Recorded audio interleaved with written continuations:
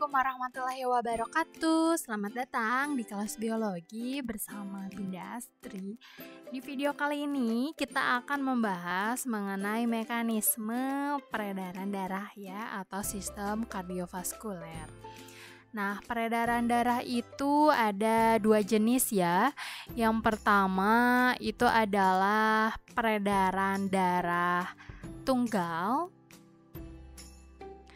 Dan yang kedua itu adalah peredaran darah ganda. Apa sih perbedaannya? Nah, untuk peredaran darah tunggal itu darahnya dalam satu sirkulasi hanya melewati jantung sebanyak 1 kali ya. Ini terjadi pada golongan Pisces.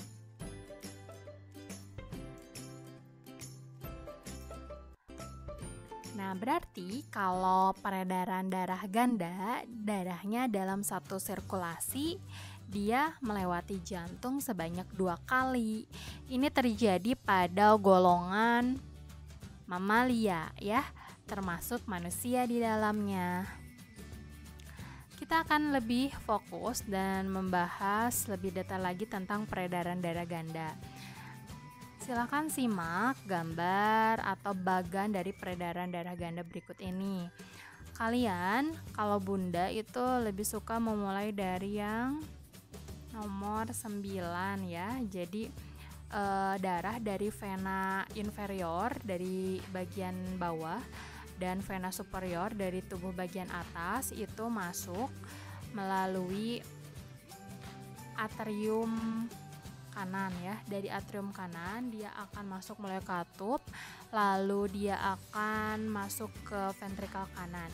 Dari ventrikel kanan dia akan naik nih melewati katup lagi ke arteri pulmonalis ya.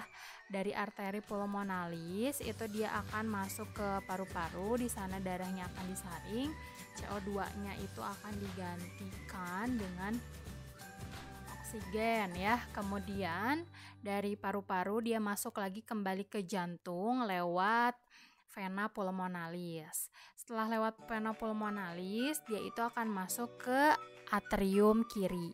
Dari atrium kiri masuk lagi ke katup, lalu dia masuk ke ventrikel kiri. Dari ventrikel kiri itu akan masuk lagi ke aorta, lalu dari aorta akan ke arteri ya, yaitu nanti ke bagian atas tubuh dan ke bagian bawah tubuh. Dari arteri itu ke arteriol, dari arteriol itu akan ke kapiler, dan kembali lagi ke venula, lalu ke vena, baru ke vena cava lagi. Terus menerus seperti itu untuk peredaran darah ganda. Jadi darahnya masuk melalui jantung 2 kali ya, gitu. Dari seluruh tubuh, terus dari paru-paru. Kalian simak jalannya atau alur dari darah yang keluar masuk dari jantung ini gitu. Jadi kalau kalian paham, itu tandanya adalah kalian bisa membuat atau menggambarkan jalur keluar masuk darah dengan gambar kalian sendiri atau dengan bagan kalian sendiri, atau kalian bisa gambar alurnya berdasarkan yang kalian pahami. Seperti itu untuk peredaran darah ganda. Nah, sekarang kita bahaskan tadi peredaran darah ganda itu 2 kali ya, jadi dari seluruh tubuh terus dari paru-paru. Nah, itu kita akan bahas yang sirkulasi besar dulu atau sirkulasi sistemik. Nah, jadi darah dari ventrikel kiri ya, tadi kan kaya akan oksigen ya, dia itu akan keluar ya ke atas menuju aorta. Dari aorta itu dia akan ke seluruh tubuh, terus melalui arteri, terus arteriola, terus ke kapiler, lalu masuk ke vena cava ya. Ada ke vena cava inferior sama vena cava superior. Terus masuk lagi kan tadi ke jantung, yaitu tepatnya ke atrium kanan. Nah, itu yang peredaran darah besar atau sistemik. Sekarang kita yang sirkulasi kecil ya, atau sirkulasi pulmonalis atau sirkulasi paru-paru. Jadi kalau paru-paru tadi darah dari ventrikel kanan kan yang kaya akan CO2 itu akan melewati yang namanya arteri pulmonalis ya. Dari arteri pulmonalis itu dia akan ke paru-paru. Nah, setelah ke paru-paru atau ke pulmo, si darah yang sudah bersih gitu ya, yang CO2-nya itu sudah digantikan dengan O2, itu akan masuk lagi ke vena pulmonalis. Dari vena pulmonalis itu darah akan masuk lagi ke jantung lewat atrium kiri. Itu adalah peredaran darah kecil atau sirkulasi pulmonalis.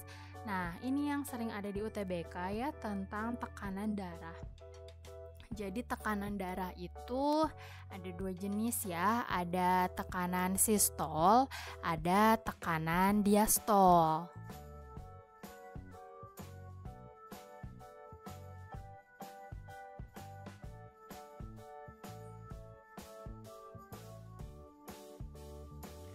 Apa sih sebenarnya tekanan sistol dan diastol ini? Nah, tekanan sistol itu adalah tekanan ketika ventrikel berkontraksi ya. Maksudnya adalah ketika ventrikel atau bagian bilik jantung itu memompa darah ke seluruh tubuh, yang dari ventrikel kiri dan dari ventrikel kanan itu ke paru-paru gitu kan. Nah, kalau kalian ukur pakai tensimeter itu dia untuk yang normal ya, normal dan anak muda itu 120 mm Hg. Tapi kalau diastol itu tekanan ketika ventrikel berelaksasi. Jadi si ventrikel itu menerima darah dari atrium. Nah, untuk mengukurnya itu pakai spigenomanometer. Terima kasih ya atas perhatiannya. Wassalamualaikum.